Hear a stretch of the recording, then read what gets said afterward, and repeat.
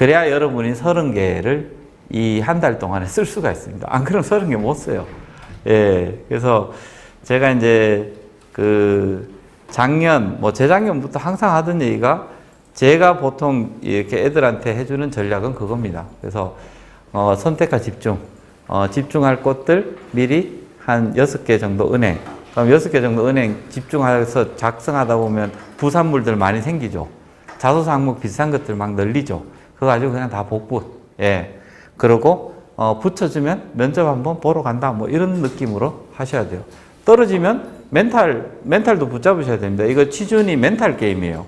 그래서 그렇게 공들여서 내지 않은 거를 떨어졌다고 괴로워할 이유가 없어요. 그냥 붙여주면 오히려 그냥 감사하다 생각하고 가서 면접 보고 오는 거고요. 그렇게 멘탈을 붙잡고 가야지 이게 하나하나 떨어질 때마다 이제 여러분들 이제 곧 겪게 될 게 뭐냐 하면 9월 말부터 이제 결과가 나오죠. 결과 나올 때마다 멘탈이 무너지면 쓰는 도중에 멘탈이 나가버리면 이제 그게 제일 문제였던 것 같습니다. 그러니까 지금 말고 9월 중순 이후 이제 하순부터 또 뜨는 것들도 있거든요. 근데 그거를 못 쓰는 거예요. 그거까지 다 써야 되는데 멘탈 부여잡고 써야 돼요. 그래서 그러다 보면 또 예기치 않았던 곳에 붙어서 다니기도 하고 그렇습니다. 자, 어쨌든 간에 이제 시작하면 되나요? 아, 예. 하여튼 여러분들 제가 취준생들한테 숱하게 하는 전략이니까 꼭 챙겨서 하시면 될 것 같습니다. 자, 이제 진행을 할게요. 여기 서서 이제 하면 되죠. 예. 안녕하세요. 석 의원입니다. 여러분들 이제 오늘 국민은행 자소서 가이드 때문에 다들 여기 오셨을 건데요. 아마 이제 국민은행은 이제 여러분 보시면 알겠지만 쉬운 듯 쉽지 않은 자소서가 국민은행이에요. 그래서 제가 봐도 여러분들이 왜 이렇게 국민은행 자소서가 쓰기 어려우냐라고 하면 첫째 여러분들이 글을 안 써봐서 그렇습니다. 그래서 이제 국민은행하고 기업은행이 특히 좀 그런 게 강한데요. 그냥 글을 쓰라고 그래요, 여러분한테. 근데 여러분들은 뭐냐 하면 자소서를 씁니다. 자소서를 써서요. 그냥 가공의 인물을 자꾸 만들어내요. 국민은행이 좋아할 것 같은 사람. 그러니까 생전 영업도 안 해봐놓고 난 영업 잘한다, 발로 뛴다 라고 적어놓으니까 가공이 들어가죠. 영업을 안 해봤죠. 그러니까 자소서가 구체성이 떨어질 수밖에 없죠. 영업을 안 해봤는데 영업을 어떻게 적습니까? 발로 뛰는 능력을 어떻게 적냐고요. 그래서 이제 그런 식으로 자소서를 적게 되면 힘이 빠지기 시작한다는 얘기입니다. 힘이 빠지기 시작하면 솔직히 이제 적어놓고 나도 본인도 알아요. 본인도 압니다. 아, 내 자소서가 영 힘 빠져 있다라는 느낌이 들게 되는 거죠. 그런 가공의 인물들로 이제 여러분은 승부를 거는 겁니다. 자기 이야기를 적지 않고 자소서를 적지 않고 자소서를 적은 상태에서 승부를 거는데 그게 특히 안 먹히는 곳이 기업은행하고 국민은행이에요. 그래서 국민은행은 대놓고 이야기합니다. 그냥 당신 얘기 적으세요. 우리는 그냥 은행원 뽑으니까 굳이 이상한 소리 하지 마시고 당신이 이렇게 이 대학생활 했던 이런 내용을 적어주세요라고 합니다. 저도 여러분을 바라보는 관점은 동일합니다. 그 국민은행 인사팀장이랑 저나 연배 차이가 얼마 안 나겠죠. 은행 생활 비슷하게 했을 거고요. 제가 바라보는 여러분도 그 화려하게 적혀 있는 자소서를 보면 느끼는 게 뭐냐면 어차피 은행 가서 여러분이 할 수 있는 것은 복사밖에 없어요. 예, 당장 가서 할 수 있는 거 복사밖에 없습니다. 통계학과 나와서 R, SPSS 막 사스 돌리고 해보면 뭐합니까? 은행 가가지고 여러분이 할 수 있는 건 당장은 복사예요. 예, 3개월 저도 했냐면 3개월도 결국 엄교환하고 있었습니다. 오면 전표 정리 있죠. 이 하루에 이제 제가 있던 이 지점이 그때 이 한미은행에서 3번째로 큰 점포였었어요. 점표가 굉장히 많이 나왔었습니다. 점표가 나온 걸 갖다가 이걸 아주 풀칠을 잘해야 돼요. 풀칠을 잘하고 착착착 이제 해서 날짜별로 이 펀치 뚫어가지고 이제 제대로 이렇게 끈으로 묶어가지고 그걸 서고에다가 하나하나 이제 날짜별로 쫙 적습니다. 적어가지고 이렇게 하는데 제가 그거 정말 잘했었어요. 매직으로 매달 며칠 이렇게 적는 거. 제가 뭐 할 수 있는 거 그거밖에 없어요. 처음에 가면. 그래서 은행 인사 담당자들이 여러분을 바라보는 관점 자체가 이걸 겁니다. 다르지 않을 거고. 그래서 여러분들이 이제 먼저 내세울 수 있는 것은 난 그냥 굉장히 상식적인 사람. 난 그리고 정말 이 마인드 자체는 이렇게 딴 건 몰라도 마인드 하나는 좋습니다. 그래서 여러분의 경험들 그리고 경력들 중에 상식적인 이야기를 하시면 됩니다. 근데 그게 어렵죠. 왜 어려운가 하면 글을 안 적어봐서 그런 거예요. 그래서 글을 안 적어봐서 여러분이 분명히 여러분 내재적으로 다 있습니다. 다 있는데도 불구하고 못 적어 놓는 거예요. 흡사 어떤 느낌이냐 하면 예를 들어서 뭐 기업은행 인턴을 했다 손 칩시다. 자, 인턴 했으면 그 인턴의 에피소드는 한 개밖에 없나요? 아닙니다. 사람의 어떤 이 일상이라든지 일어났던 일들은요, 굉장히 다양한 면모들을 가지고 있습니다. 예, 예를 들어서 손님하고 이 뭔가를 어떤 뭐 이렇게 손님하고 응대를 잘해서 뭔가를 좋았다라고 하면요, 그 안엔 열정이 묻어 있을 수도 있고요, 그 안엔 팀워크가 묻어 있을 수도 있고, 그 안에는 성과가 묻어 있을 수도 있고, 그 안엔 갈등이 묻어 있을 수도 있어요. 그래서 원래 인간의 사는 이 모습이 그렇게 다채롭게 묻어 있습니다. 그럼 자소서가 어떻게 하냐면요, 갈등을 해결한 방법을 찾아봐라 하면 거기에서 뽑아올 수 있어야 돼요. 그리고 열정을 발휘한 것을 찾아봐라 하면 거기에서 열정을 뽑아올 수 있어야 됩니다. 그러니까 동일한 에피소드에서 수없이 다른 방면으로 뽑아낼 수 있어야지만 여러분들이 자소서가 반나절에 한 개씩 뚝딱뚝딱 처리가 되는 거예요. 그러면 에피소드에 고민할 이유가 없는 거예요. 그냥 보고 아무거나 갖다 넣으면 됩니다. 아무거나 갖다 놓고 거기에서 내가 왜 이게 열정이었지? 왜 이게 나한테는 성과였었지? 막 생각해 보면 됩니다. 어떻게 성과냈는지, 이게 그럼 얘하고 손발이 잘 맞았는지, 전략을 잘 짰는지, 기획을 잘했는지, 아니면 분석을 잘해서 성과가 났는지, 수없이 다양한 이 어떤 요인들이 있는 거고요. 그 요인을 글로서 적어내기만 하면 되는 거거든요. 근데 이제 요리 생각하시면 됩니다. 소세지 가지고 만들 수 있는 게 뭐 한 개밖에 없을까요? 아니겠죠. 100가지 요리를 만들 수 있는 거예요. 그러면 그 요리를 여러분이 어떤 소세지를 가지고 만들 수 있는 수없이 많은 요리들을 그냥 셰프들은 그걸 가지고 뭐 뭔가 후라이팬에 넣고 뚝딱뚝딱 해서 금방 나와요. 근데 요리를 안 해본 애들 이걸 막 어떻게 하면 좋을까 해서 하루 종일 붙들고 소세지 하나 들고 그냥 멍하니 바라보고 있는 거죠. 이 소세지를 대체 어떻게 뭘 할까? 예.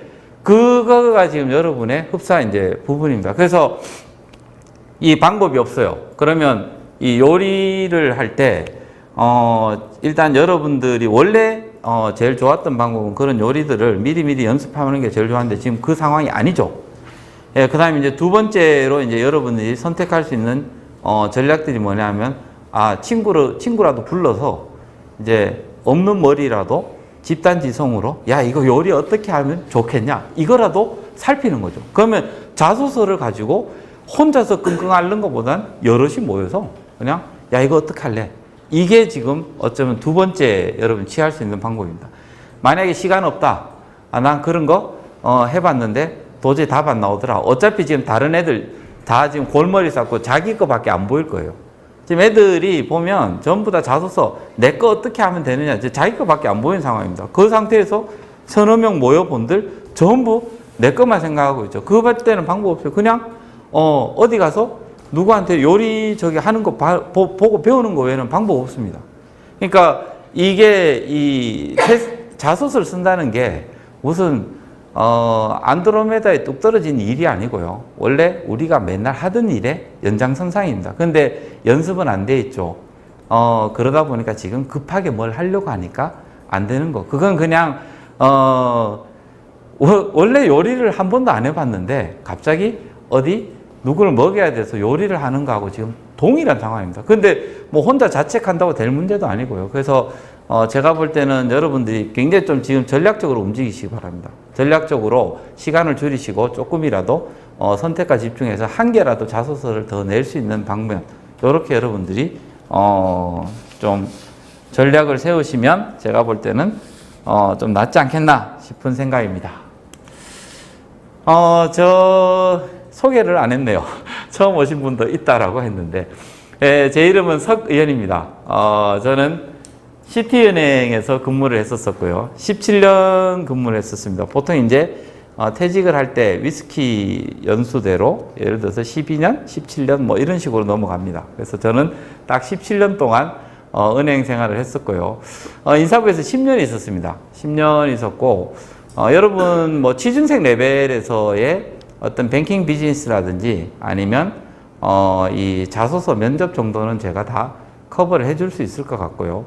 그리고 뭐 논술이나 이런 것들도 전 진짜 어릴 때부터 금융을 너무 좋아했던 친구였었는데 잘못 갔죠. 인사부를 잘못 잡혀가는 바람에 제가 원하지도 않는 곳이었는데 어쨌든 잘못 잡혀가서 굉장히 좀 고생 많이 했었습니다. 그래서 인사부에서도 제가 무슨 일을 하는지를 잘 몰랐던 사람들도 많습니다. 왜냐하면 막판에는 이제 임원 성과 평가를 하는데 제 자리는 그냥 인사부 직원들도 어디 있는지 잘 모를 정도로 구석에 처박혀 있었습니다. 그러니까 PC도 은행에서 가장 센시티브 PC라고 해서 가장 이제 민감한 PC, 모든 게 보안 걸려 있고, 예, 제 파일이 이제 나가면 큰일 나는 그런 일들을 했었습니다. 보고 단계도 굉장히 짧았겠죠. 뭐 부장, 부행장, 은행장 외에는 그 누구하고도 보고도 안 했고, 하여튼 그래서 은행에 일어나는 각종 지표들이 저한테 많이 왔었습니다.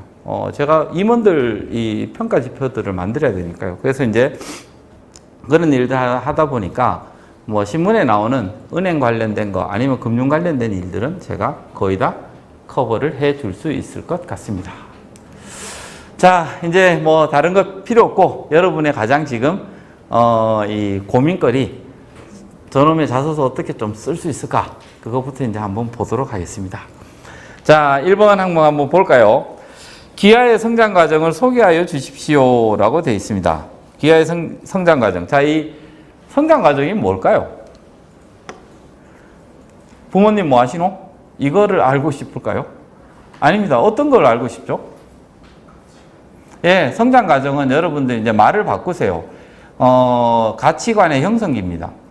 그러니까 은행에서 알고 싶은 거는요, 당신이 좋은 집에서 자랐는지 힘든 집에서 자랐는지 그거 관심 없어요. 예. 그리고 그건 여러분의 문제일 뿐인 거고, 그냥 지금 가지고 있는 가치관 뭐니? 그리고 그거 언제 생겼니? 그리고 무슨 일 때문에 그런 생기게 된 계기가 되었냐라고 생각을 해 보시면 됩니다. 자, 그러면 여러분의 가치관을 어떻게 한 문장으로 일단 만들어 보세요. 내 가치관이 뭔지.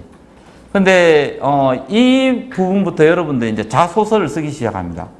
뭐냐 하면 나를 들여다보지 않죠. 그러니까 이 이제 한 문장을 만들어 보라 그러면 애들이 대부분 이제 얘기하는 게 뭐냐면 은행이면 좋아할 것 같은 그런 한 문장을 만들어 옵니다.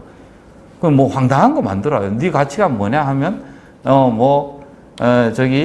웃어야 합니다. 그런 가치관이 난 있는지를 자소서 하면서 처음 아는 거예요. 아니, 웃어야 하는 게 가치관인가요? 그게 왜 나는 가치관인지도 모르겠고, 그게 왜 성장 과정에 들어가는지도 솔직히 모르겠습니다. 그런데, 그러면 자기를 들여다보세요. 내 친구들이 나한테 뭐라고 얘기하는지, 나는 어떤 사람이라고 얘기하는지, 정말 뭐 뺀질인지, 아니면 정말 우직한지, 촌놈 같은지, 뭐가 됐든 좋습니다. 그러면 여러분의 어떤 삶의 지표로 삼고 있는 게 있을 거예요. 난 이렇게 살고 싶다 라고 하는 게 있을 거고요. 그게 어디서 생겼는지를 한번 곰곰이 생각해 보세요. 그게 뜬금없이 생기지는 않습니다. 사람은 분명히 모든 생각들은요, 그 어떤 이 백그라운드를 가지고 있거든요. 그래서 그 백그라운드를 생각하고 그 스토리들을 어떻게 축약해서 밀어넣을까를 고민하시면 된다는 겁니다. 그래서 여러분들이 어떻게 보면 이 성장 과정을 관통하는 키워드를 한번 잡아보세요. 키워드를 잡아보시면 무슨 도전이 있을 수도 있고요. 열정이 있을 수도 있고, 그냥 단순 도전, 열정 이렇게 적지 마시고, 정말 도전이면 나 언제 도전해 본 건지, 그리고 그게 왜 생긴 건지, 그러니까 뭐 우물쭈물 하다가 뭘 놓친 건 없는지, 예, 아니면 열정이라고 하면 열정이 관통하는 키워드가 열정 같다. 그러면 단순히 그냥 추상적으로 열정이라고 생각하지 마시고 가장 열정적인 것은 무엇이었는지 그냥 열정 없이 아무 멍하니 살다가 놓쳐버린 것은 뭔지 이런 것들 다 생각해 보는 겁니다. 그게 생각이 안 난다? 자기 게 아니에요. 자기 게 아닙니다. 생각이 나야 돼요. 그래서 대화를 하면 다 생각이 납니다. 그래서 이거를 여러분들이 뭘 적어야 될지 모르겠다라고 하는 건 여러분을 안 들여다보고 있을 뿐인 거예요. 그래서 자꾸 뭐냐면 은행에 끼워 맞추려고 하는데 이런 항목 한번 보세요. 이 성장 과정을 소개해 주십시오. 그러면 제가 만약에 제가 이제 은행에서 17년 동안 거의 기획 업무를 담당했었는데 이거를 만약에 은행 역량을 보고 싶었으면 저는 앞에 수식을 달았을 겁니다. 은행원으로서 적당하다고 생각하는 기아의 성장 과정을 소개하여 주십시오. 이렇게 했을 거예요. 예. 그런 거 보고 싶지 않죠. 그러니까 국민은행 인사부 직원도 그냥 기아의 성장 과정을 소개하여 주십시오. 이렇게 적었습니다. 예, 그건 그냥 너의 이야기를 적어주세요라고 이야기하는 겁니다. 그래서 은행에다 끼워 맞춰 넣지 마시고요. 자기의 성장 과정 관통하는 키워드 그리고 이 가치관을 한 문장 이렇게 먼저 시작하고 그게 어디서 왔는지를 한번 생각해 보시기 바랍니다. 그럼 예를 들어서 키워드 같은 거 어떤 것들 잡아올 수 있느냐 하면 여러분들 만약에 뭐 머릿속에 이렇게 남아있는 어떤 좋은 문구들이 있을 수도 있습니다. 그게 왜 남아있느냐 하면 그게 마음에 꽂혔거든요. 그럼 내 이야기하고 뭔가 와닿아 있기 때문에 그게 마음에 남아있다는 겁니다. 그래서 아무리 좋은 말도 흘러나가는 게 있고요. 그냥 들어와서 이제 강렬하게 어떤 낙인처럼 확 찍혀버리는 것들도 있습니다. 그래서 그런 것들이 왜 나한테 찍혀 있는지 생각해 보면 나하고 뭔가 연결돼 있어요. 그걸 그냥 편안하게 적어주시면 된다는 얘기입니다. 그럼 예를 들어서 만약에 이런 낙인이 찍혀 있는 사람은 없겠지만요. change before you have to 이런 게 있다라고 하면 어떨까요? 하도 귀에 저는 못이 박히도록 들었던 단어이긴 한데요. 제가 이 교육 담당할 때 직원들 역량 개발을 했었거든요. 은행 인사부에서 교육 담당하면 주로 하는 일이 역량 개발하는 겁니다. 그래서 역량이라고 하면 저는 정말 몸소리 쳐지도록 들었던 단어인데 이 재결치의 이야기였었습니다. 좋은 명언. 그래서 저한테는 별로 남아있지는 않은데 어떤 사람한테는 아주 남아있을 수도 있죠. 그럼 나는 변화라는 게 나한테는 굉장히 가치관이다. 왜냐하면 우물쭈물하다가 뭔가를 굉장히 놓쳐버린 사람한테는 이런 이야기가 아주 뼈저리게 잡혀있을 수도 있습니다. Change before you have to. 네가 변해야만 하기 전에 변해라. 그게 이제 재결치가 했던 얘기가 뭐냐면 안 그러면 다른 사람이 너를 변화시킬 것이다 라고 적습니다. 그래서 이게 결국은 변화에 대해 가지고 내가 적고 있는 건데 이런 문구들 여러분 혹시 이제 마음에 와닿는 게 있으면 한번 생각해 보시라는 겁니다. 그러면 나는 어떤 문구들에 굉장히 반응했는지 그게 여러분의 가치관일 가능성이 커요. 그래서 나는 가치관이 없다 이런 사람은 제가 볼 때 없습니다. 분명히 어떤 관들은 다 가지고 살아가요. 그걸 평소에 생각을 안 하고 있을 뿐인 거고 그걸 그럼 찾아내는 거꾸로의 과정을 이제 보면 여러분들이 좀 반응했던 문구들 찾아오면 됩니다. 어떤 사람은 또 어떤 무소의 불처럼 혼자서 가라. 이런 게 잡혀 있을 수도 있습니다. 이 굉장히 자립심 강하고, 이 독립적이고, 이런 친구들도 있습니다. 그럼 자기 경험에 그런 게 아마 녹아져 있을 거예요. 그런 게 무소의 불처럼 혼자서 가라 같은 이런 용어들이 잡혀 있을 거면요. 자기 아마 경험에, 소위 말해서 이제, 제가 자소서를 적어 주더라도, 그건 쌤 거예요. 안 쓸 거예요. 하고 버릴 수 있는 그런 무소의 불처럼 혼자서 갈 수 있는 용기. 예. 그런 DNA를 갖춘 사람이 있을 거라는 얘기입니다. 그러니까 여러분 어떤, 그것도 좋고요. 예를 들어서 나는 나를 속이지 않는다. 그러니까 자기를 속여가지고 뭔가 했던 그런 사람이 그게 나한테 굉장히 꽂혀 있다든지 뭐가 되는지 모릅니다. 그럼 여러분이 반응할 만한 그 가치관 단어들을 한번 찾아보시면 좀 도움이 될 것 같습니다.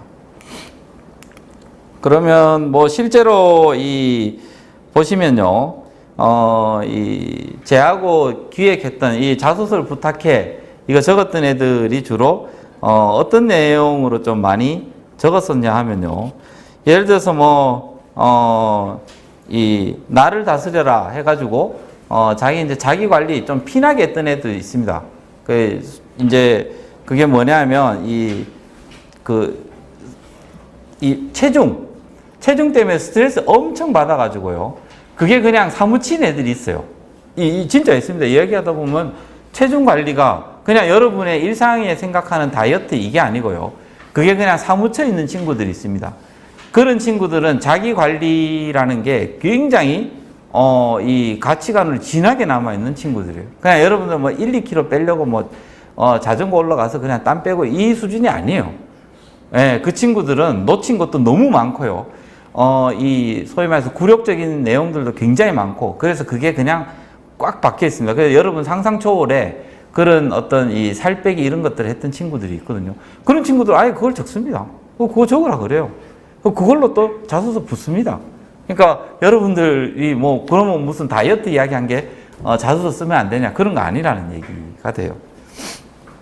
그 다음에 이 성장 과정, 이 밴드 적었던 친구도 있어요. 자기 이제 보니까 어린 시절 중에 굉장히 이제 자기가 제일 좋아했던 일이 뭐냐 보니까 이제 인디밴드 했던 거 적습니다. 그래서 그거 인디밴드 했던 거 적어라. 왜냐면 걔 성장 과정이니까요. 밴드 왜 좋았니? 저는 일단 물어보는 게 그거였죠. 밴드 왜 좋았니? 그러니까 탈출구였겠죠. 나의 탈출구. 그럼 어떤 뭐로부터 탈출해서 밴드 이렇게 했는데 굉장히 좋았다라고 적기도 합니다.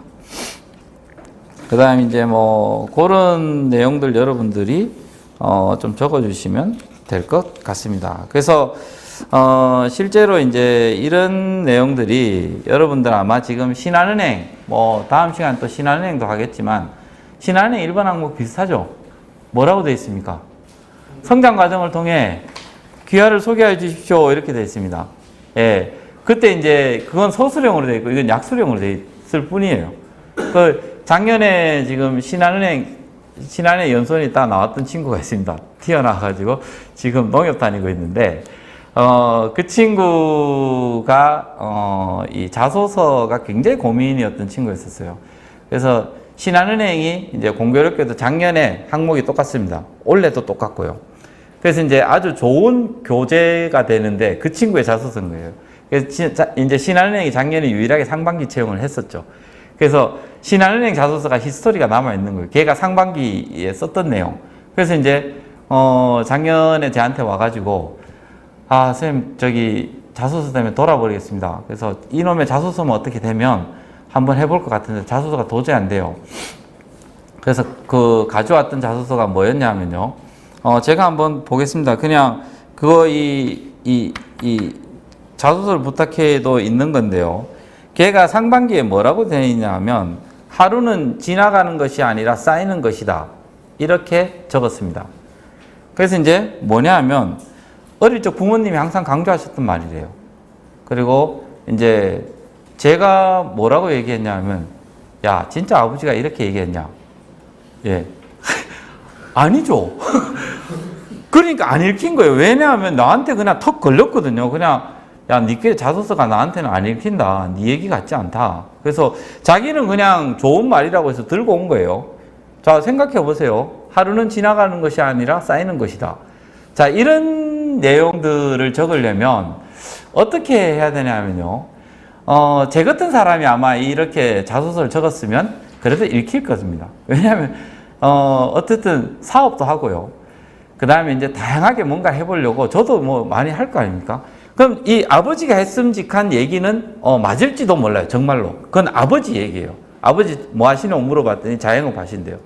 아버지 하셨을 이야기 같기도 해요. 왜냐하면 한 곳에서 오랫동안 가게를 하시면 이 단골이라는 개념이 있거든요. 그 다음에 단골이라는 게 하루아침에 쌓이지 않는다는 걸 자영업 하시는 사람들은 압니다.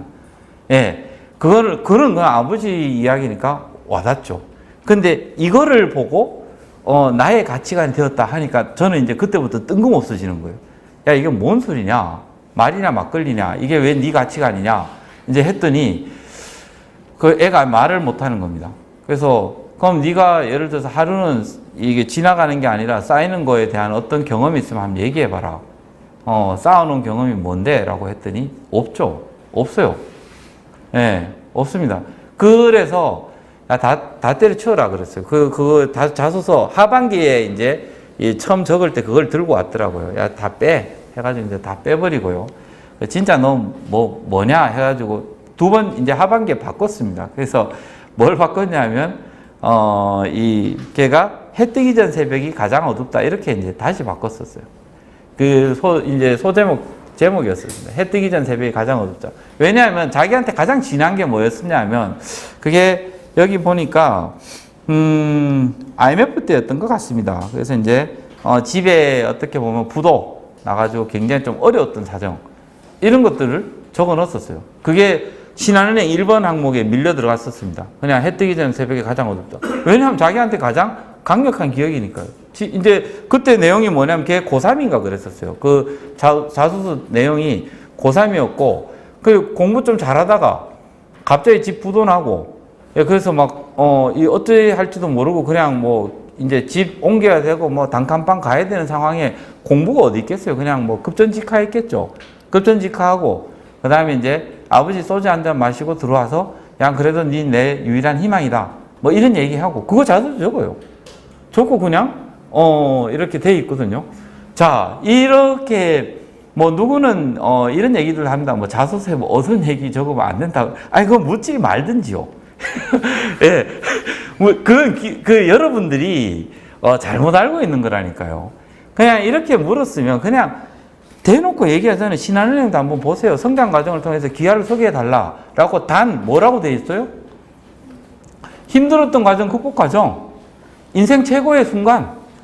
그거 적어달라고 그러잖아요. 그럼 그 내용은 뭐냐 하면 제일 힘들었을 때, 아니면 제일 좋았을 때, 좀 진한 이야기, 좀 차별화된 너의 이야기, 이거 좀 적어달라고 그러는 겁니다. 신한은행이 오직 그걸 안 적으면 그렇게 적어 놓겠어요. 제발 이런 것 좀 어정쩡한 거 적지 마시고 이런 것 좀 적어주세요라고 되어 있습니다. 그래서 여러분들이 이 좀 어떻게 보면 카드라 통신 아니면 이 자소서를 바라보는 게 이때까지 아마 어떻게 보면 굉장히 자소설 중심으로 바라봤던 것 같습니다. 그래서 그렇게 되면 여러분 자소서 힘이 빠집니다. 글을 적을 때 내 생각을 진하게 밀어넣어야 글에 힘이 실립니다. 힘이 실리는데 여러분이 글을 갖다가 적을 때 지금 뭐뭐 같습니다. 지금 혹시 뭐뭐라고 생각합니다. 이렇게 글이 많이 적혀 있는 애들은 글에 힘이 빠져 있는 거예요. 자기 생각도 아니고요.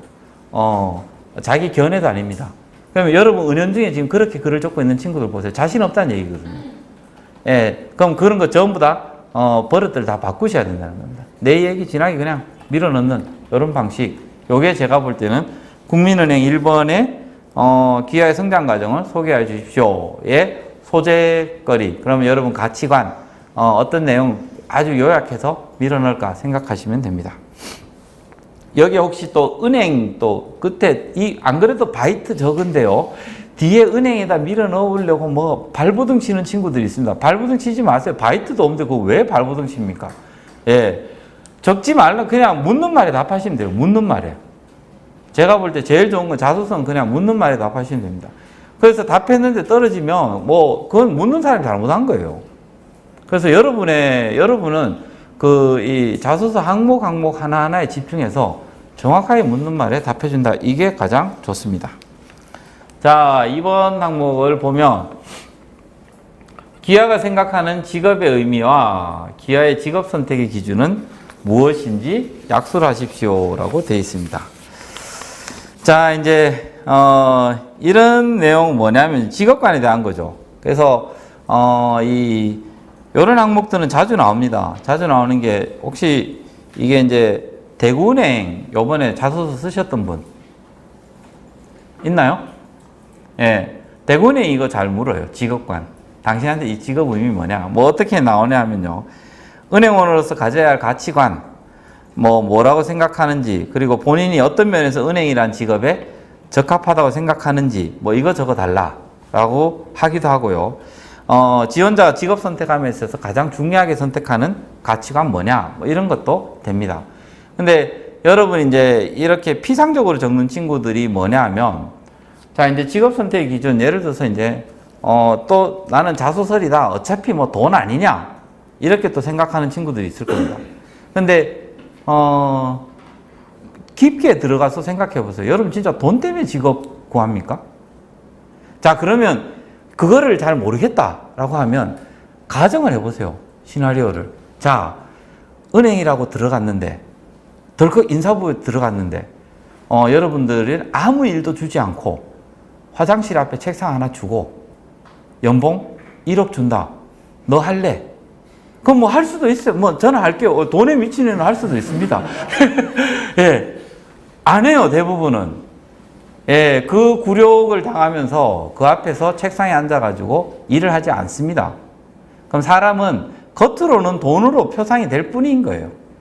근데 돈 너머에 뭔가가 있다는 얘기입니다. 그러면 여러분들이 이 자소서를 묻는 사람은 뭐냐면, 그럼 돈 넘어, 그건 네가 생각하는 건 뭐니? 좀 깊게 생각해가지고, 글을 적어 달라는 이야기가 되겠죠. 예. 돈 말고 뭐, 다 돈으로 보입니다. 예. 돈으로 보이는데, 그건 나의 존재 가치일 수도 있는 거고요. 나의 희열일 수도 있는 거고. 여러분, 직장이라는 것이, 보시면요. 내가 존재 가치를 이제 확인받는 곳일 수도 있고요. 놀이터일 수도 있습니다. 제가 다닐 때 제 직장은 그랬었어요. 거기 가면 희덕대면서 놀기도 하고요. 예, 사람하고 저녁에 소주 마시기도 하고, 그 다음 내 존재 가치 인정받기도 하고요. 아주 뒤섞여 있는 공간이 직장이었었습니다. 예, 그렇게 또 사람들을 사귀고요.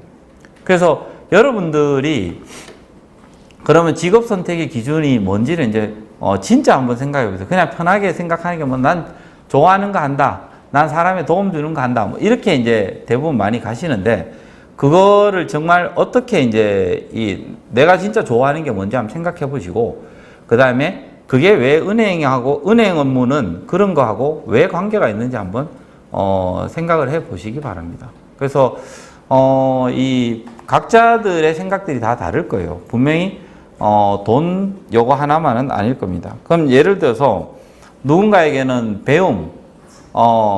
배우고 성장하기 위해서 직업을 선택할 수도 있습니다. 진짜 그래요. 그런 사람들도 있고요. 누군가에게는 도전일 수도 있습니다. 잡스 같은 사람들 생각해 보시면 되죠. 잡스가 뭐 돈 때문에 그거 했었겠습니까? 여러분, 잡스라는 그 영화 보시면 알죠.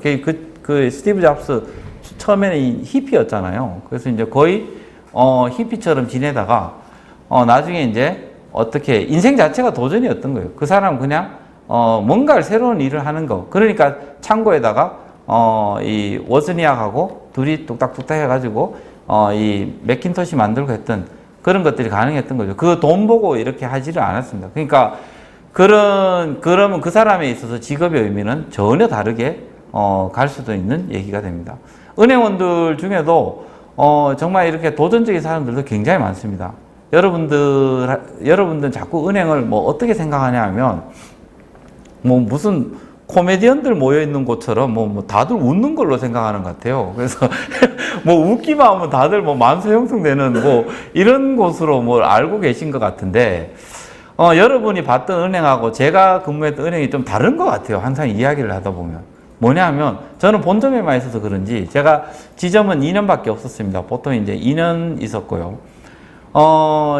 여러분이 아마 만나서 볼 수 있는 사람들이 대부분 지점에 근무한 사람들, 선배라고 해봐야 아직 기껏 커리어가 2, 3년밖에 안 됐겠죠. 본점도 못 들어갔고, 어쩌면 지금 지점에서 허부적대고 있을지도 모릅니다. 그 친구들은 어떻게 보면 그런 여러분들에게 주는 메시지는 뭐 영업 압박 맨날 이런 얘기만, 뭐 실적 압박 이런 얘기만 하고 있을 것 같은데요.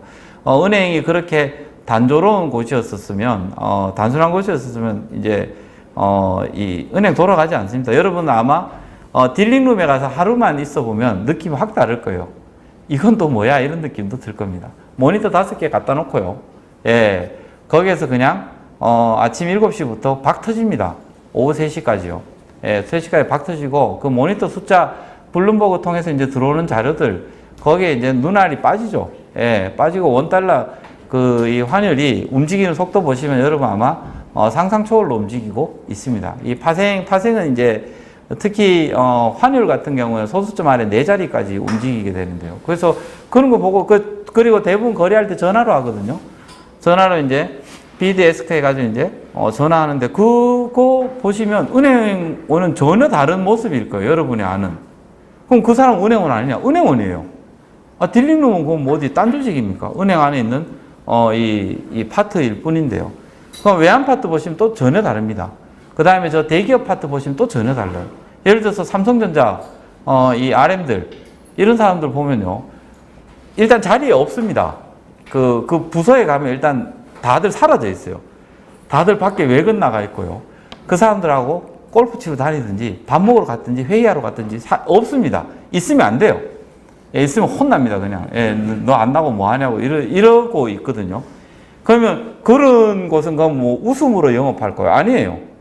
예, 굉장히 다양한 이 은행의 모습이 있으니까 여러분들 여러분이 가진 거의 모든 성향들이나 생각들을 은행은 받을 수 있을 정도로 조직이 큽니다.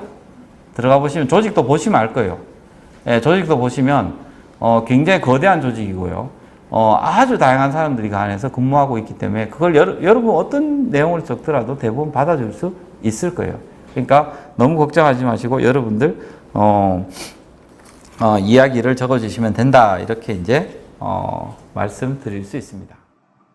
안녕하세요. 예, 서수령은 스튜디오에서 진행을 합니다. 여러분들 좀 냉탕 온탕 뭐 이런 느낌이 들겠네요. 자, 서수령 1번 문제 한번 보도록 하겠습니다. KB국민은행에 지원하게 된 이유와 노력한 점이 있다면 무엇인지 기술하십시오. 500자 이내 이렇게 되어 있습니다. 많지도 않죠. 바이트 많지도 않고. 근데 묻는 건 두 개입니다. 지원 동기 그리고 입행을 위한 노력 이렇게 되어 있습니다. 자, 이 지원 동기 참 많이 나오죠. 여러분들 가장 괴로운 항목이 지원 동기. 왜 자소서 항목마다 나오는데 왜 이렇게 괴로울까? 자, 이거는 명약 관화합니다. 여러분이 괴로운 이유는 뭐냐면요. 바로 상대를 모른다. 이게 이제 괴로움의 원천이 되는 거죠. 자, 뭐냐면요. 지금 국민은행 여러분에게 묻고 있습니다. 왜 나랑 결혼하려고 그래? 라고 묻고 있고 여러분은 묻고 있는 국민은행에 해줄 대답이 아무것도 없는 겁니다. 왜냐? 오늘 처음 만났거든요. 예. 그래서 여러분이 해줄 말이 없는 이 상황이 바로 지원동기라고 보시면 됩니다. 지원동기는요, 여러분들 이 국민은행의 매력 포인트를 이야기해 주시면 됩니다. 난 너의 이런 점이 참 좋기 때문에 너와 결혼하려고 그런다. 이게 이제 지원 동기가 된다라는 얘기가 됩니다. 자, 그러면 이 지원 동기 실제로 어떻게 썼는지 한번 보는 게 가장 좋을 것 같습니다. 페이지 60페이지 한번 볼까요? 국민은행 지원 동기 어떻게 썼냐라고 보시면 자소서를 부탁해 페이지 60페이지를 한번 봅시다. 자, 그러면 예시 4번 나오죠. 뭐라고 나오냐면요. 좋아요 1위, 따뜻해요 최고 이렇게 되어 있습니다. 그러면 국민은행의 매력 포인트가 좋아요 1위 또는 따뜻해요. 가장 따뜻한 은행이라고 이제 이 매력 포인트를 잡았습니다. 그래서 이제 그러면 제가 보통 1대1로 이야기를 할 때 어떻게 이야기하느냐 하면요. 자, 그럼 그 따뜻하다는 거 너 어디서만 이제 봤니? 국민은행이 따뜻한 거 어떻게 알게 됐니? 라고 물어보게 됩니다. 그러면 이제 본인의 경험 아니면 이 본인의 어떤 상품을 써본 거라든지요. 아니면 경험이 있다든지 뭐 어디 영업점 방문을 갔을 때 느꼈더라든지 뭐 온갖 것들을 생각해서 이 지원 동기를 적어주시면 됩니다. 그래서 이 예시 4번에 나오는 이 친구도 보세요. 광주 봉선동 은행을 방문을 했답니다. 봉선동 지점을 갔겠죠. 그래서 이제 교차 판매 전략만을 강조하는 다른 은행들과 달리 KB는 뭐 이렇게 하더라라고 되어 있습니다. 그러니까 다른 은행 갔더니 물건 팔기 바쁜데 나한테 KB국민은행 그래도 다르더라라는 얘기가 됩니다. 그래서 이 정말 좋아요 1위 따뜻해요 최고 이걸로 이제 컨셉을 잡고 글을 적어 나간 겁니다. 자, 그 다음에 이제 예시 5번 보시면요. 예시 4번 한번 볼까요? 거기가 뭐냐면 밑에 이제 인류 금융요리사 이렇게 되어 있습니다. 그래서 자기가 이 금융에 대해서 이 입행을 위한 노력들이 뭐냐 하면요. 바로 실무 경험과 거시 경제 이렇게 되어 있습니다. 그래서 실무 경험은 이 SC은행에서 일했던 거, 그 다음에 거시 경제에 대한 것은 자기가 이제 어떤 방식으로 경제 공부를 했던 거. 여러분들은 아마 이런 식의 자소서를 보면 또 스터디 어설프게 하신 친구들 이제 주구장창 이야기할 겁니다. 뭐라고 이야기하냐면요, 나열식이니까 안 된다라고 이야기할 겁니다. 근데 이 자소서 가지고 붙었어요. 지금 국민은행 잘 다니고 있습니다. 왜 나열식이 어떨 때는 안 좋고 어떨 때는 괜찮은지에 대한 여러분이 이런 근본적인 부분들을 잘 모르다 보니까 그냥 지금 단순하게 생각하시는 게 나열식은 안 된다 이렇게 아마 생각을 하시고 계실 것 같아요. 그래서 여러분들 전부 에피소드를 넣으려고 그러죠. 입평을 위한 노력에서 거의 대부분이 지금 에피소드 하나 딸랑 넣고 하는데, 오히려 저는 그런 친구들에게 물을 때도 많습니다. 야, 이 에피소드가 정말로 입평을 위한 노력이 이거 하나밖에 없니? 라고 물어봅니다. 자, 그러면 여러분들이 어떤 방식으로 쓰셔야 되는지는 이제 좀 디테일하게 고민을 하셔야 됩니다. 그래서 실제적으로 좀 활동이 많은 친구들 있죠. 내가 활동이 많았던 친구들은 이렇게 좀 나열식 방식을 쓰는 것도 상관없습니다. 왜냐하면 풍부하게 들어갈 수 있으니까요. 자, 근데 이제 활동이 거의 없던 친구들 같은 경우에는 나열식으로 쓸 방법이 없습니다.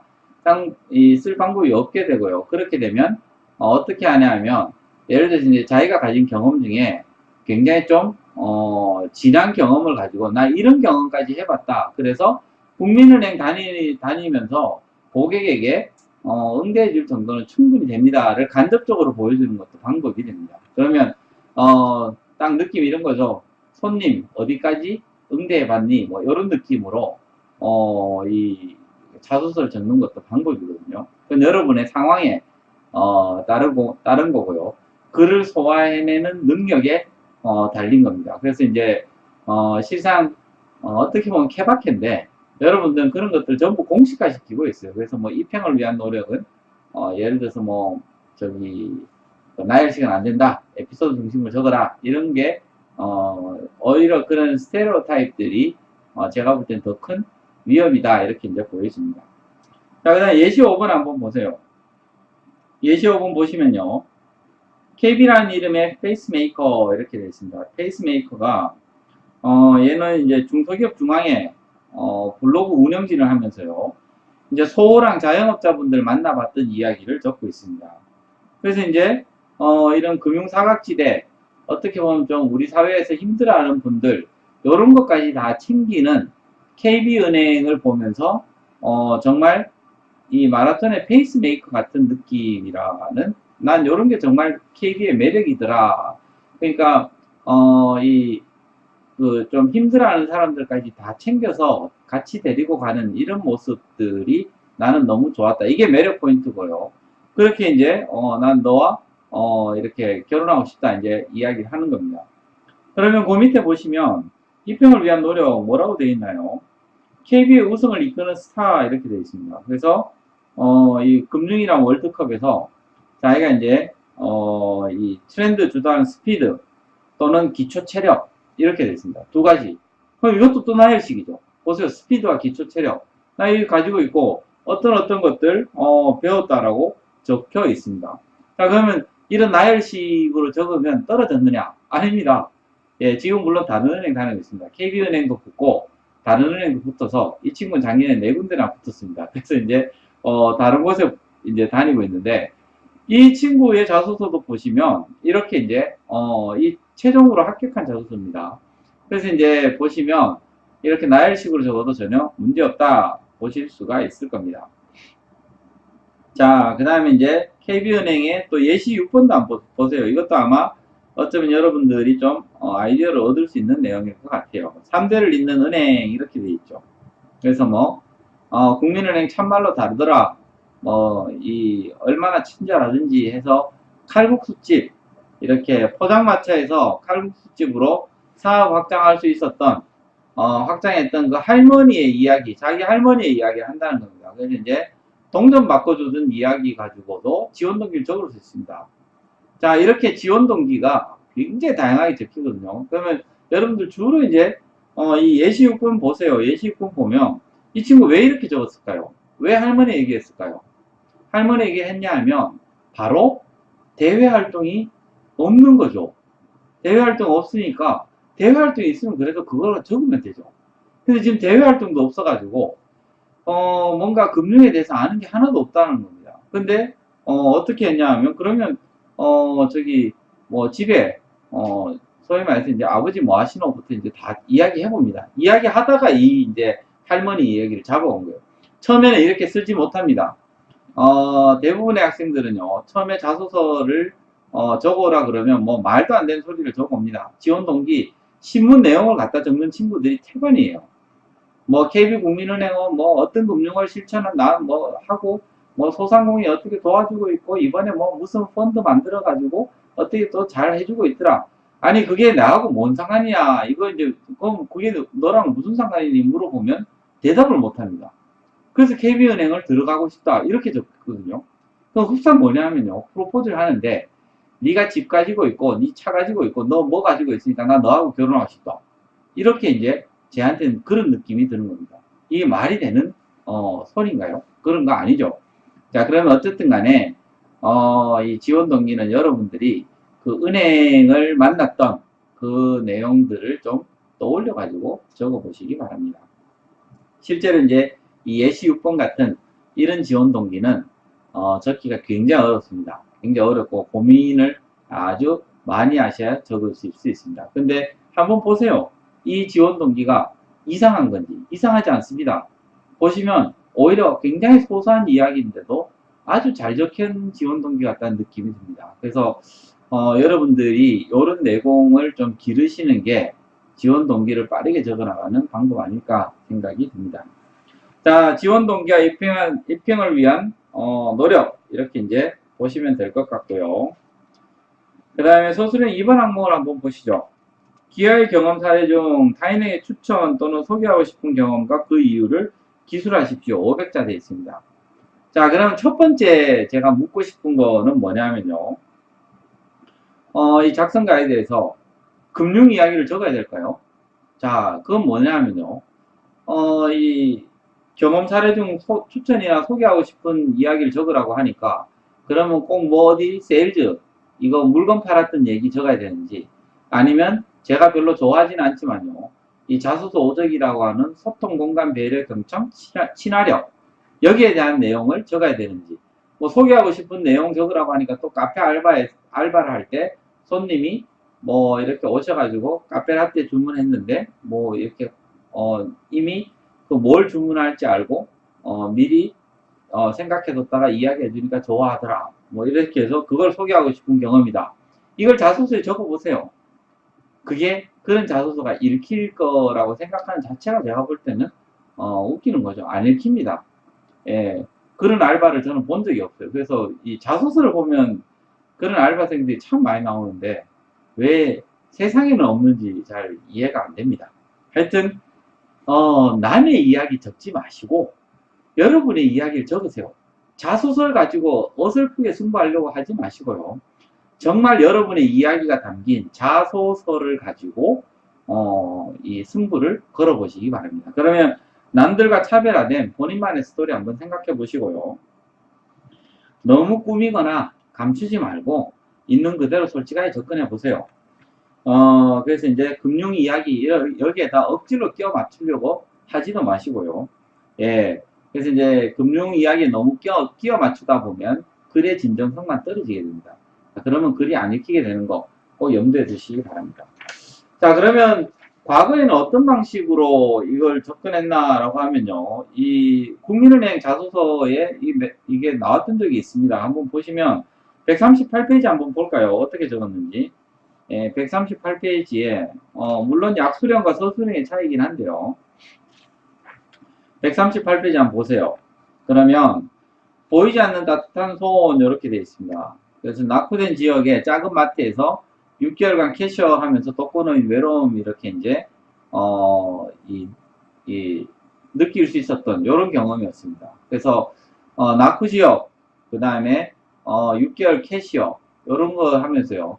뭐 세일즈 잘했다 이런 게 아니고요. 어떻게 보면 우리 사회에 대한 내용을 적고 있습니다.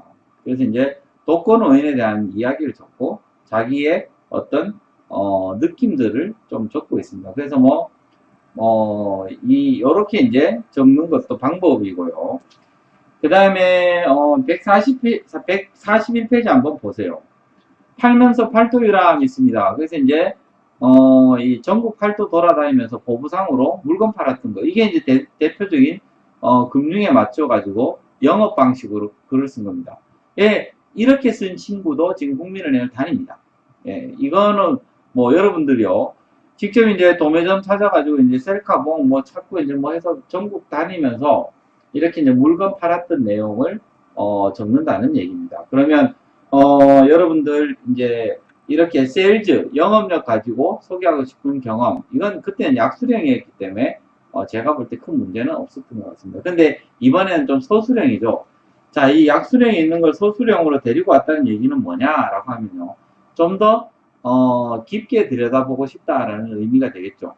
그리고 그 깊게 들여다보고 싶은 것은요. 경험이 중요한 게 아니라 그 이유를 보고 싶은 겁니다. 그래서 작년에는 경험을 약술해달라 해서 경험만 이제 적어주면 되는데, 이제는 그 이유를 적어달라고 되어 있습니다. 그러면 너의 생각을 담아주세요. 이런 의미가 됩니다. 그럼 경험과 너의 생각, 이제 너의 생각이 새로 붙은 거죠. 그러면, 자기의 생각을 좀 깊이 있게 넣어주는 게 이 항목의 포인트라고 보시면 됩니다. 자, 그렇게 이제 영업 관련된 거 적으셔도 되고, 또 하나, 참고 보시면요. 300페이지 한번 보세요.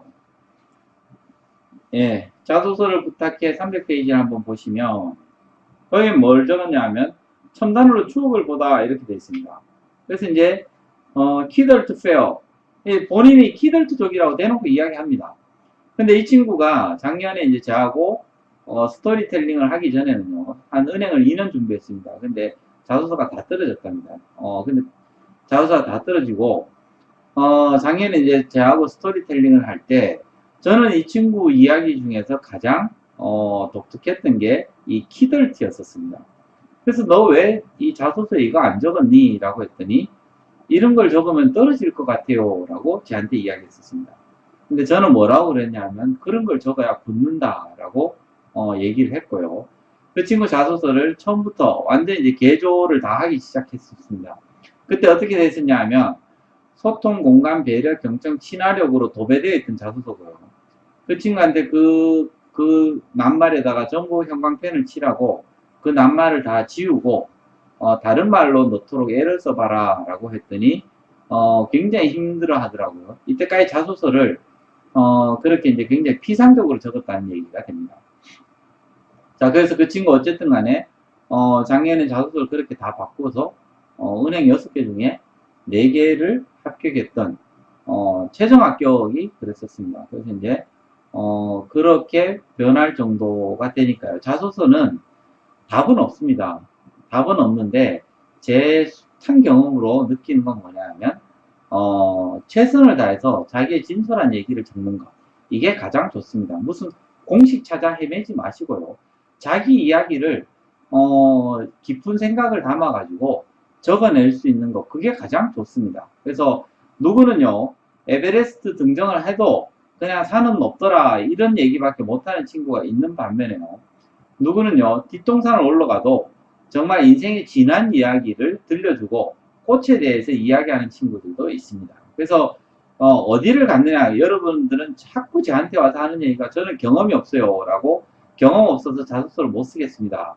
근데 저는 하는 얘기는요, 경험이 없는 게 아니라 아마 보는 눈이 없었을 거다라고 이야기하는 겁니다. 그런데 자소서는 보는 눈을 넣어주면 된다는 겁니다. 경험을 넣는 게 아니고요. 내가 세상을 바라보는 눈을 넣는다는 겁니다. 그럼 물론 역량 같은 거 있을 때 가급적 눈을 넣을 때, 그러면 은행을 지원할 때는 금융과 관련돼서 내가 느꼈던 걸 넣어주는 게 가장 좋죠. 근데 그게 없더라도 못 넣느냐? 넣을 수 있습니다. 왜냐하면 백화점에서 근무하는 거라든지요, 금융에서 근무하는 거는 본질적으로 비슷합니다. 서비스 업종이기 때문에. 그러면 본질적으로 비슷한 곳에서 일했던 걸 가지고 거기에서 깊은 생각을 들고 나오면, 이 친구 그냥 금융에서도 충분히 일을 할 수 있겠다라는 느낌이 든다는 얘기입니다.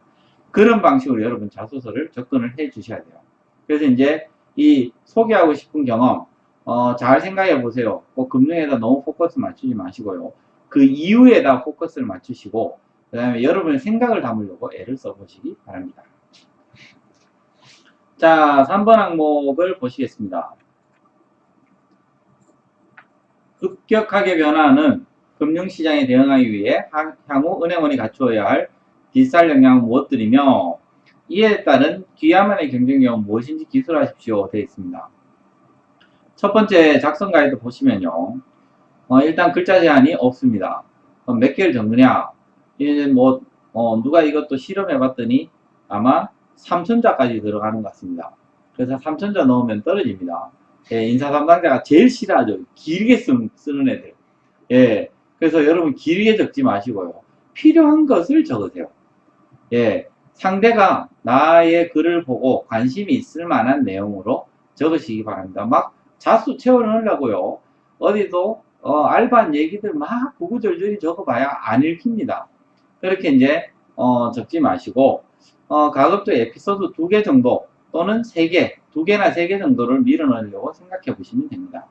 이게 이제 서술형 하나가 600자니까요. 여러분들 5에서 600자 정도 수준으로 에피소드 1개씩 배치하면 거의 한 1500자 수준이 나올 겁니다. 그러면 이 서술형 마지막 부분을 대략 1500자에서 1800자 안쪽에 맞춘다 이렇게 이제 생각하시면 될 것 같습니다. 그 다음 이제 중요한 건 뭐냐면요. 그런 형식적인 게 아니라 디지털 역량 이제 여기에서 애들이 다 막혔습니다. 멘붕이 와버렸죠. 예, 결국 디지털은 솔직히 이때까지 카톡 한 거 외에는 내가 할 줄 아는 게 없는데 갑자기 뜬금없이 디지털 역량을 물어보니까 이때까지 했던 디지털 역량 중에 제일 많았던 것은 크크크를 날리는 거였는데 더 이상 이제 쓸 말이 없는 겁니다. 그러니까 여러분 이제 멘붕이 와서 다들 1대1 제하고 상담을 할 때 하는 얘기가 뭐냐면 이거 뭐 어떻게 적어야 될지 모르겠어요 라고 이야기를 합니다.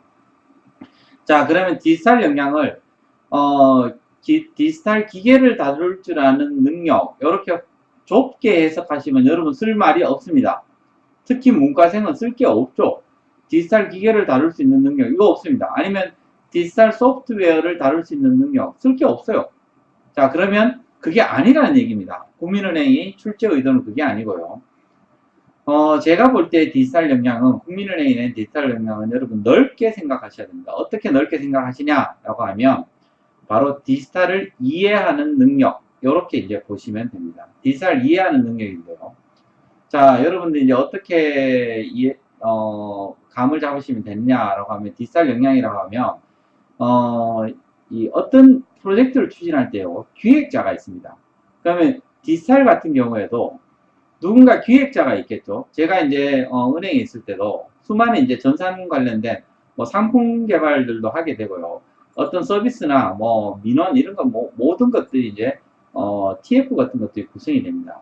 이 태스크포스가 이제 구성이 되면 팀장을 지정을 하는데요. 팀장이 그러면 예를 들어서 이 모바일 뱅킹 만드는 태스크포스 팀장은 누가 될 것 같습니까? 물론 전산부장이 될 수도 있습니다. 근데 상품부장이 될 수도 있습니다. 예. 자, 그러면 상품부장이 예를 들어서 태스크포스 팀장이 됐을 때 디지털 역량이 있느냐? 라고 하면 당장 뭐 전산을 다룰 수 있는 능력은 없죠. 근데 디지털을 이해하는 능력에 있어서 누구보다도 뛰어난 역량을 가지고 있다라는 얘기입니다. 자, 그런 식으로 이해를 하시면 조금 쉽지 않겠나라고 생각이 됩니다. 그러면 어떤 역량들을 채워넣느냐 한번 볼까요? 자, 그럼 여러분들 가장 진부한 얘기지만 애플을 생각해 주시면 됩니다. 자, 디지털 시대에서 가장 이제 기업 가치가 크게 올랐던 회사가 애플사죠. 자, 여러분 애플은 디지털 역량이 있습니까? 예, 디지털 역량이 있죠. 세계 최고의 디지털 회사니까요. 자, 그러면 애플의 디지털 역량은 뭘까요? 자, 이것을 생각하시면 여러분들이 아마 내세울 수 있는 역량들이 좀 있을 것 같습니다. 자, 애플 한번 보면 애플이 왜 성공했는지 한번 생각해 봅시다. 어떤 역량을 가지고 있길래 애플은 성공했을까? 첫 번째, 제가 볼 때는 전문성이죠. 저 지금 뭐 아이폰 쓰고 있지만요. 일단 성능이 좋습니다. 아이폰 빠르고 느려지지 않고요. 일단 스펙 자체가 괜찮습니다. 제가 처음부터 아이폰을 썼었고요. 그래서 아이폰 썼을 때 그 이유는 뭐냐면 일단은 전문성이었습니다. 그래서 이제 그럼 여러분의 역량도 디지털 역량의 전문성이 있다는 얘기입니다. 그럼 전문성과 관련된 내용을 적어주시면 돼요. 자, 그 다음에 두 번째는 뭐냐면요. 애플의 이 디지털 역량 중에 두 번째는 제가 볼 땐 전략입니다. 자, 애플은 전략적 사고들을 잘 하죠. 특히 마케팅이나 이런 거 유통, 마케팅 굉장히 잘합니다. 여러분 한번 생각해 보세요. 아이폰 나올 때 사람들은 어떤 방식으로 아이폰을 사는지. 온라인에 그냥 뿌려도 되는데 애플은 어떻게 하죠? 예, 사람은 줄 세웁니다. 그것도 오프라인 공간에서요. 그래서 하루나 이틀 정도 아예 그 매장에서 줄을 서서 아이폰을 제일 먼저 사는 사람에게 기념 촬영도 하고 이런 마케팅 툴들을 굉장히 전략적으로 잘 쓰고 있습니다. 이런 게 전략이거든요. 자, 그러면 여러분들도 어떤 전략적 사고나 이런 걸 가지고 했던 에피소드가 있으면 그걸 밀어주라는 얘기입니다. 자, 그 다음에 애플의 전략, 이제 디지털 역량 세 번째 또 어떤 게 있을 수 있습니까? 바로 협력입니다. 여러분들 뭐 아시는지 모르겠지만요. 애플은 공장이 없습니다. 아이폰 공장이 없어요. 어디서 만드냐? 폭스콘에서 만들죠. 그래서 이제 그 해외 공장에다가 전부 다 주문을 하고요. 실제 들어가는 부품의 상당수가 또 삼성전자에서 구매를 합니다. 자, 이런 방식으로 이제 만드는 게 바로 밸류 체인이라고 그러죠. 전 세계에 있는 다양한 공장들에서 받아가지고 조립을 해서 만드는 게 바로 아이폰이라는 얘기가 됩니다. 자, 그러면 이 코워크 또는 팀워크에 대한 내용이 되는 거고요. 그럼 여러분들이 팀워크는 그러면 디지털 역량이나, 예, 제가 볼 땐 디지털 역량이에요. 애플은 팀워크를 통해서 또는 코워크를 통해 가지고 이 밸류 체인을 완성하고요. 그걸 가지고 지금 세계적 기업으로 크나갔지 않습니까? 그럼 뭐 나머지 네 번째 예를 들어서 애플의 성공 요인들 보면 인문학적 소양이라는 겁니다. 굉장히 심플한 디자인, 예, 그 다음 사람이 반응하는 포인트를 정확히 안다는 얘기죠. 그래서 오죽하면 스티브 잡스도 예전에 살아있을 때 프레젠테이션 했던 얘기가 그런 거지 않습니까? 이게 애플의 성공 요인은 테크놀로지, 그리고 이 휴머니티, 이 인문학과 기술의 교차점에 있었기 때문이다라고 아예 대놓고 이야기를 하고 있습니다. 자, 이런 것들이 바로 애플의 역량이었던 거고요. 애플은 디지털 역량을 가지고 있는 거죠. 자, 그럼 제가 이제 그냥 단순하게 예를 들었지만, 보세요. 전문성, 그 다음에 전략, 협력, 인문학적 소양, 이 모든 것들이 디지털 역량이 되죠. 자, 그러면 넓게 생각하니까 이게 이제 눈에 보이실 것 같습니다. 자, 그러면 여러분들이 어떤 방식으로 글을 쓸 건지는 이제 고민의 고민을 담아서 적어 보시기 바랍니다. 그래서 이제 이걸 에피소드 적는 게 중요한 게 아니고요. 이걸 이제 하나로 묶어내서 자기 생각을 적고 자기의 말을 적어야 되는데 학생들이 가장 어려워하는 부분이 그 부분입니다. 그래서 솔직히 이제가 좀 독서량이 많이 부족하고 하다 보니까 지금도 이렇게 상담하다 보면요, 제가 좀 많이 지도를 해주고 있습니다. 왜냐하면 한 번도 이런 것을 안 하다 보니까 저는 이 자소서를 쓰는 것을 하나의 이제 자전거 뒤를 잡아주는 거라고 생각합니다. 그래서 처음에 그냥 이 자전거 뒤에 잡아주지 않고 자전거를 타라 그러면 이제 넘어지기 십상인데요. 그래서 제가 이제 자전거를 잡고 타라라고 한다는 건 뭐냐면 어떨 땐 자소서를 내가 너 같으면 나는 이렇게 쓸 것 같다 해서 보여줍니다. 이 보여주면 그때 감을 잡아요. 아, 자소서 이렇게 써는구나 해서 이제 감을 잡습니다. 그래서 이제 여러분이 가지고 있는 수없이 많은 경험들에서 어떤 의미를 뽑아내고 그 의미를 뽑아낸 걸 가지고 또 글로 풀어내는 건 또 다른 거거든요. 그래서 네 의미를 가지고 나 같으면 나는 이렇게 적어보겠다 해서 또 보여주면 그때서야 이제 어렴풋이 아, 자소서를 이렇게 적는구나 알게 되는 겁니다. 좀 안타까운 게 뭐냐면 여러분들이 자소서에 아마 공은 제일 많이 들이는 것 같은데 효율은 제일 많이 떨어지는 파트가 자소서인 것 같습니다. 여러분 취업 준비를 하면서 가장 스트레스 받고요. 가장 공을 많이 들이는데 가장 진도가 안 나가는 게 자소서가 아닌가라는 생각이 듭니다. 자, 그러면요. 뭔가 잘못됐다는 걸 빨리 깨달으셔야 됩니다. 이거를 가지고 어떻게 하면 해결을 할까라고 해서 이 온갖 곳에 시간 낭비, 에너지 낭비를 할 게 아니라요. 뭔가 잘못됐다는 느낌이 들었을 때는 배우는 게 최고입니다.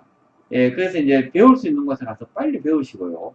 여러분들이 그렇게 하셔야지만, 이 시간을 줄이고요. 에너지를 덜 쏟게 되는 겁니다. 이게 제가 볼 때 효율적인 취업 준비가 되는 거고, 지금도 학생들이 자소서 지금 많이 쓰고 있는데, 저는 지금 한 30개 정도 적으라 그러거든요. 근데 지금 몇 개 적고 있는지 모르겠습니다. 거의 은행 6개 적고, 거의 탈진해 있는 상태가 되어 있지 않겠냐라는 생각이 듭니다. 그렇게 되면 여러분의 확률만 떨어지게 되는 겁니다. 그래서 자소서를 너무 혼자 힘으로 뭐를 해결하려고 하면 해결 하나도 안 되니까 꼭 이제 이 필요한 부분이 있으면 이 배울 때는 배우시고요. 도저히 이제 뭐 배울 여건이 지금 안 되는 상황이다라고 하시면 아예 이 자소서를 부탁해 이 책을 여러분 구매하셔서 좀 샘플을 보시면서 연습이라도 좀 하시는 게 낫습니다. 그래서 이 자소서를 부탁해 이 나와 있는 샘플은요, 여러분들이 어디 인터넷에 돌아다니는 거, 거기에 있는 합격 자소서하고는 좀 차원이 많이 다르니까요. 한번 보시면 도움이 좀 많이 되실 것 같습니다. 자, 국민은행 자소서 여러분 어렵습니다. 굉장히 좀, 이 접근하기 어려운 은행 중에 하나가 국민은행이니까 여러분들 자소서 좀 고민을 많이 담아서 쓰시기 바랍니다. 자, 국민은행 2017년 자소서 가이드는 여기에서 마치도록 하겠습니다. 감사합니다.